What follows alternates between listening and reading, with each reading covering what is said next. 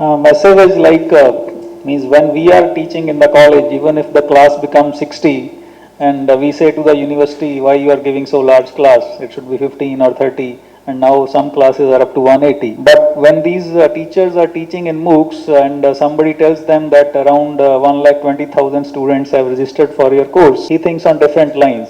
The delivery changes, his style of preparation changes because he have to cater to different regions and different ethnicities, different levels of students. So that is what we mean by massive, which is geographically spread and spread in different time zones and all those things. But there is a contradiction because I could not, I just doesn't want to state that because what the previous speaker said in the start that everybody has television in the rural India. But in the end, when it was asked that where is the interaction, then he said there are future TVs which are having interaction. So we are supposed to that rural India should buy some other TV which will not work for the interaction and they require some new set-top box also. So if they want to buy set-top box, then they can buy better mobile also.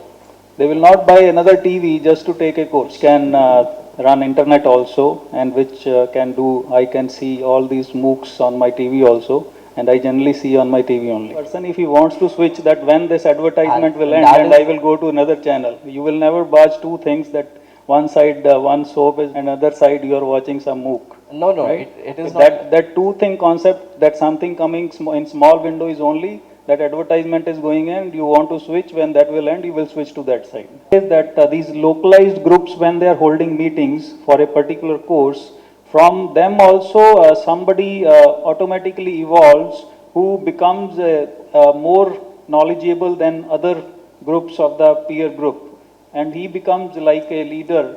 So for example, if you are having a meetup in Delhi and 20 people are taking the same subject who belong to Delhi region, then they can meet after a month or so and then they discuss their questions.